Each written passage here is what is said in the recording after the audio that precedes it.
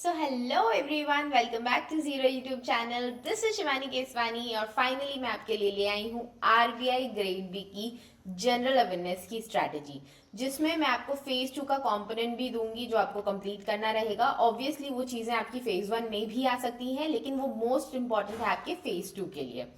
तो ये सारी चीजें मैं आपको आज बताने वाली हूँ। सो बी रेडी, क्योंकि जनरल अवेयरनेस ही एक ऐसा पार्ट है जो आपको ओवरऑल कट ऑफ में एज देता है। क्योंकि आपको भी पता है, आप इंग्लिश में थोड़ा सा एज ले सकते हैं। क्वांट्स रीजनिंग बहुत टफ पड़ जाता है, किसी के लिए रीजनिंग बहुत टफ है, किसी के लिए क्वांट्स टफ है। तो इन दोनों की सेक्शनल्स निकालना ही अपने में एक चैलेंज रहता है। तो हम यहाँ एक तो इंग्लिश और एक जीए से हम थोड़ा सा एज ले सकते हैं। तो जीए की स्ट्रैटेजी ध्यान से सुनिएगा। जो जो चीजें बताऊंगी वो इम्पोर्टेंट है। सारी चीजें इंपॉर्टेंट हैं, बट जो सबसे ज्यादा इंपॉर्टेंट है वो भी मैं आपको बताऊंगी। सो बी वेरी अलर्ट और आइए स्टार्ट करते हैं आज की स्ट्रैटेजी। ओके, तो यहाँ पे आप देख सकते हैं कि यहाँ पे मैंने कितना स्कोर किया था, 29.5 आउट ऑफ 80। ठीक है, 25 मिनट्स मिलते हैं आपको, और इन 25 मिनट्स में आप पूरा पेपर भी नहीं पढ़ पाते हैं। ठीक है, तो एक तो आपको स्पीड पे बहुत ध्यान रखना पड़ेगा, क्योंकि कई सारे ऐसे क्वेश्चंस होते हैं जो आपको बन रहे होते हैं, लेकिन क्योंकि वो लास्ट में होते हैं तो आप उन पे नहीं जा पाते हो। तो एक तो इस चीज पे काम करेंगे। अब इस पे कैसे काम करेंगे, तो एडिटोरियल्स डेली बेसिस पे पढ़िए आप। एडिटोरियल्स पढ़ने से ही स्पीड आती है। मैं अपना बताऊं आपको तो 80 क्वेश्चंस मैं पूरे देख लेती हूँ। जब जब भी मैंने एग्जाम दिया है, मेरा कभी ऐसा नहीं हुआ है कि एक क्वेश्चन भी मेरा छूटा हो। मैं पूरे रीड कर लेती हूँ, और पूरे एक और बार, मतलब पूरे नहीं वापस से, बट एक और बार जो जो नहीं हुए हैं उस पे जा जाके भी थोड़े बहुत जहाँ पे भी गेस वर्क काम कर सकता है वो कर लेती हूँ मैं। ठीक है, तो मतलब मैं 2 राउंड्स ले लेती हूँ पूरे पेपर के। भले वो सेकेंड वाला राउंड ऑब्वियसली जिनको मैंने अटेम्प्ट कर लिया है उनको नहीं देखती। ठीक है, तो यहाँ पे सबसे पहला जो सबसे इम्पोर्टेंट कंपोनेंट है आपका, वो है आरबीआई और सेबी के सर्क्यूलर्स। ठीक है, आरबीआई और सेबी के सर्क्यूलर्स मोस्ट इंपॉर्टेंट हैं। मैं लास्ट ईयर तक जो स्ट्रैटेजी वीडियोस बनाती थी उसमें सेबी नहीं बोलती थी, लेकिन लास्ट ईयर के पेपर ने एक ऐसा धमाका दिया कि सेबी का एक सर्क्यूलर आ गया जिसमें से शायद 4 से 5 क्वेश्चंस आए थे। तो ये बहुत इंपॉर्टेंट हो जाता है। अभी आपको कब से कब तक करने, तो लास्ट 6 मंथ से। ठीक है, लास्ट 6 मंथ से कीजिए, क्योंकि सबसे बड़ा कंपोनेंट ही ये है। मतलब सबसे ज्यादा लास्ट ईयर क्वेश्चंस यहीं से आए थे। उससे पहले पीआईबी से आते थे, बट लास्ट ईयर सर्कुलर्स से आए थे। तो कुछ कह नहीं सकते कि इस बार पीआईबी ज्यादा हैवी रहेगा या सर्कुलर्स हैवी रहेंगे। तो आपको लास्ट 6 मंथ्स के सर्कुलर्स करने हैं। और अगर आपके पास टाइम है, अगर आप ये कर चुके हैं, तो जनवरी से कर लीजिएगा। सबसे सबसे ज्यादा मतलब आपको जो रहेगा ना, तो इजी यही रहेगा कि जनवरी से आप कर लें, तो कुछ भी नहीं छूटेगा आपका। प्लस आपको टॉप 50 सर्कुलर्स भी करने हैं। अब ये टॉप 50 सर्कुलर्स कहाँ से आएंगे आप बोलेंगे। टॉप 50 सर्कुलर्स सीजीबी मेंटोर्स में आपको मिलते हैं। सीजीबी मेंटोर्स में टॉप 50 सर्कुलर्स मिलते हैं। अभी कुछ क्लासेस उन्होंने यूट्यूब पे भी ली थी, बट यहाँ पे आपको कंप्लीट, देखो मैं आपको दिखा देती हूँ जो इनका टॉप 50 सर्कुलर्स वाला है। ये रहा current affairs, PIB and circulars course. तो यहाँ पे जाके हम टॉप 50 में जाएंगे। ये रहा लेक्चर्स प्लस पीडीएफ। तो ये टॉप 50 सर्कुलर्स हैं। आप देख के देखो, इतने इंपॉर्टेंट सर्कुलर्स हैं ये। आप देखो, सोवरेन गोल्ड बॉन्ड स्कीम, ठीक है, फिर कॉर्पोरेट गवर्नेंस मोस्ट इंपॉर्टेंट, मतलब यहाँ से क्वेश्चन आता ही आता है। ठीक है, फिर आपका internal ombudsman scheme for regulated entities, gold monetisation, retail direct आ चुका है इस पे भी। आरबीआई बैंकर टू गवर्नमेंट, ठीक है, गवर्नमेंट सिक्योरिटीज, इंडियन करेंसी, फिर पेमेंट एंड सेटलमेंट सिस्टम, इससे भी लास्ट ईयर क्वेश्चन आया था आपका। डिपॉजिट इंश्योरेंस गाइडलाइन, केसीसी आपका licensing of payments bank, last year question आया। Small finance bank, last year question आया। On tap licensing of universal bank, ठीक है, फिर आपका ग्रीन डिपॉजिट्स। तो ये सबसे इंपॉर्टेंट जो आपके सर्कुलर्स है ना आरबीआई के, वो यहाँ पे कवर्ड है। ये 25 ये पार्ट 1 में है, और पार्ट 2 में आपके 25 सर्कुलर्स हैं। तो इन्होंने क्या किया है, बहुत ही क्रिस्प फॉर्मेट में सारे सर्कुलर्स को कवर किया। आप देखिए 104 पेजेस में आपके 25 सर्कुलर्स अगर हो रहे हैं तो कितनी बड़ी बात है। ठीक है, तो ये आपको मोस्ट इंपॉर्टेंट आपको सर्कुलर्स करने हैं 50 वाले। ठीक है, और आपको जो मंथली आपके सर्कुलर्स आते हैं वो करने हैं। ठीक है, जैसे ये वाले आपके मंथली सर्कुलर्स हो गए। ठीक है, तो ये मंथली सर्कुलर्स आपको करने हैं। अब आगे बढ़ते हैं। तो ये आरबीआई सेबी सर्कुलर्स तो सबसे इंपॉर्टेंट चीज हो गई। सेकेंड जो मोस्ट इंपॉर्टेंट है वो है आपका पीआईबी।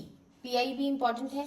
पीआईबी आपको लास्ट 3 से 4 मंथ्स का, बस 3 से 4 मंथ्स का करना है, ज्यादा पीछे मत जाइए। और आई डोंट थिंक आप इतना ज्यादा पीछे जा भी पाएंगे, क्योंकि ये अगर आपने अच्छे से रिवाइज कर लिया, अच्छे से, मतलब एक होता है ना कि रट लो वाकई में, क्योंकि इसमें इतने सारे फैक्ट्स होते हैं जो आरबीआई पूछता है। आरबीआई का एग्जाम यूपीएससी जैसा नहीं होता है।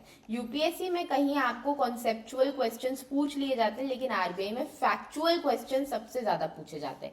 इसलिए अगर आप लास्ट 3-4 मंथ्स का भी अच्छे से एकदम घूट के पी जाओगे ना, तो जाके ही आपके नंबर आएंगे। कुछ कुछ क्वेश्चंस ऑब्वियसली आपको लास्ट 5 मंथ, 6 मंथ, 7 मंथ, 1 साल वाले भी मिलेंगे, but you have to ignore those questions, because हम सारा कुछ कवर नहीं करके जा सकते। अगर आप बोलोगे, मैं बोल दूं आपको 12 मंथ्स का कवर कर लो, तो 12 मंथ्स का आप कवर ऐसे करोगे कि याद कुछ भी नहीं रहेगा, है ना। तो पीआईबी आपको इस तरीके से कर लेनी है, ठीक है, क्लियर है ना। थर्ड मोस्ट इंपॉर्टेंट चीज जो है आपका, वो है बजट एंड इकोनॉमिक सर्वे। ठीक है, बजट एंड इकोनॉमिक सर्वे से भी बहुत क्वेश्चंस पूछे जाते हैं आपके। लास्ट ईयर तो इतने नहीं है, लेकिन उससे लास्ट ईयर बहुत सारे क्वेश्चंस है। इस ईयर भी हम ज्यादा क्वेश्चंस नहीं एक्सपेक्ट कर सकते ऑब्वियसली, क्योंकि इसको निकले हुए टाइम हो गया है ना, तो हम ज्यादा क्वेश्चंस यहाँ पे एक्सपेक्ट नहीं कर सकते, बट अगेन पढ़ना तो पड़ेगा आपको। तो बजट और इकोनॉमिक सर्वे आप पूरा नहीं पढ़ पाओगे, तो इसकी समरीज आप कर लो। समरीज अगेन सीजीपी मेंटोर्स पे आपको मिल जाएगी। यहाँ पे मैं आपको दिखा देती हूँ, ये देखिए, ये बजट का है, ये इकोनॉमिक सर्वे का है। तो ये जो डॉक्यूमेंट है, बजट स्टैटिक का डॉक्यूमेंट है और ये बजट का डॉक्यूमेंट है, इसको आपको कंप्लीट करना है और इसके नंबर ऑफ एमसीक्यूज कर लेने हैं। ठीक है, ये देखो, ये 39 पेजेस का डॉक्यूमेंट है, आराम से कर सकते हो आप। और इकोनॉमिक सर्वे का तो बड़ा डॉक्यूमेंट होगा, एक सेकेंड देखते हैं। बजट है, ये तो बजट के एमसीक्यूज हैं। इकोनॉमिक सर्वे ये रहा, इकोनॉमिक सर्वे चैप्टर 1, चैप्टर 2, तो इस तरीके से इसके कई सारे डॉक्यूमेंट्स आ जाएंगे आपके। एक चैप्टर के 14 हैं, और आपके पूरे टोटल मिला के कितने चैप्टर्स हैं? चैप्टर्स हैं आपके 12 चैप्टर्स हैं, जिसमें आपको पर चैप्टर 10 to 20 पेजेस मिलेंगे। तो ये एक इम्पॉर्टेंट पार्ट हो जाता है, ये आपको करना पड़ेगा। तो इसका ना मैं लिंक आपको दे दूंगी सीजीबी मेंटोर्स का, क्योंकि मुझे सबसे ज़्यादा क्रिस्प मटेरियल इनका लगता है। आप चाहें तो मेरा कोड भी यूज़ कर सकते हैं 020, ठीक है, ये कोड यूज़ करेंगे तो आपको अच्छा खासा डिस्काउंट भी मिल जाएगा। अब मैं आपको बताती हूँ इनकी समरीज प्लस एमसीक्यूज आपको करने, नंबर ऑफ एमसीक्यूज।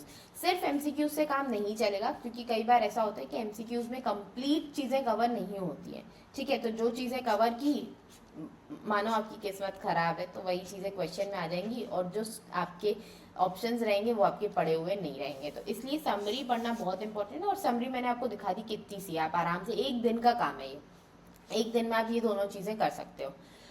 हाँ चलो, अब फोर्थ मोस्ट इंपॉर्टेंट चीज़ कौन सी आ जाती है, वो है आपकी reports and indices. Reports and indices आ जाती हैं। ठीक है, मोस्ट इंपॉर्टेंट वाली रिपोर्ट्स करनी है। ये भी सीजीबी मेंटोर्स में आपको एक लिस्ट मिल जाएगी, उस लिस्ट को कंप्लीट कर लेना है।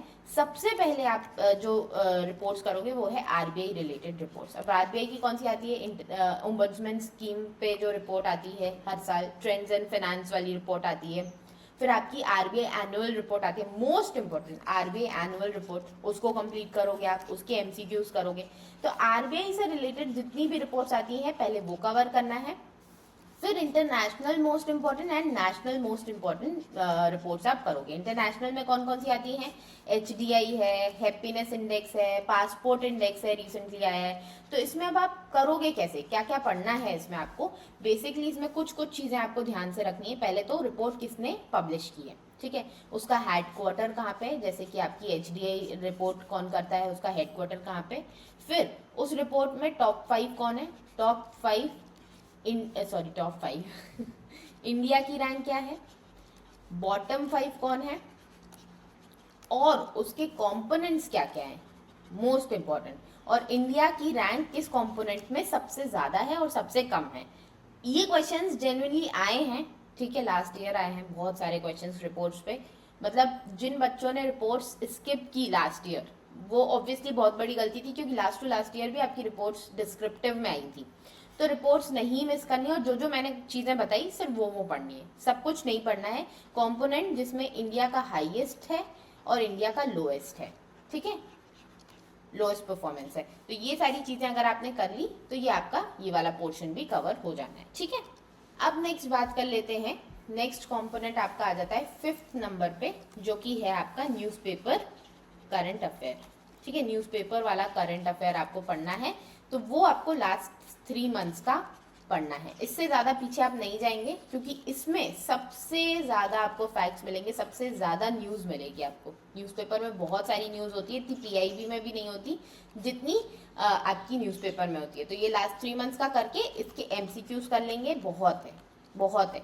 लेकिन इसको ना ये याद रखेंगे कि रिवाइज बार बार करें, रिवाइज बार बार करें, तब जाके ये दिमाग में आपके चीजें बैठेंगी, ठीक है ना। क्लियर है, इतनी चीजें आपने कर ली, इतना काफी है, ठीक है। यही सारे कंपोनेंट्स होते हैं और कुछ भी नहीं आता है।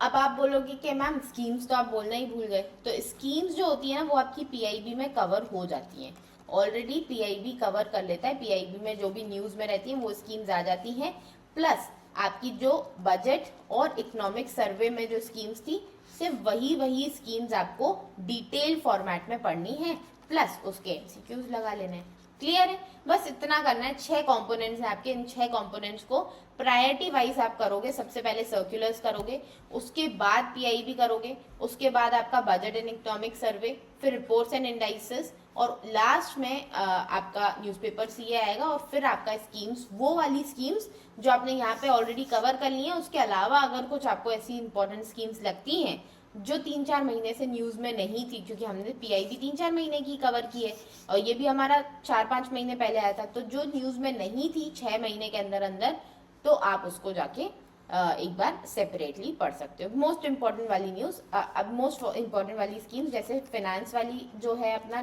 फाइनेंस मिनिस्ट्री, फिर अपना सोशल जस्टिस मिनिस्ट्री, ठीक है, और हमारा rural development ministry, urban affairs ministry, ये कुछ इंपॉर्टेंट मिनिस्ट्रीज हैं, इस घटते क्रम में आपको पढ़ लेना है, ठीक है। क्लियर है, आई होप आपको समझ में आ गया होगा। और ये स्कोर आने का सिर्फ इतना ही कारण है कि मैंने ये सारी चीजें अच्छे से की थी। जो चीजें मैंने नहीं की थी, जिसकी वजह से मुझे अपना सिलेक्शन कॉस्ट करना पड़ा, फेज 2 में मेरा स्कोर बहुत कम था, उसका सोल रीजन यही था।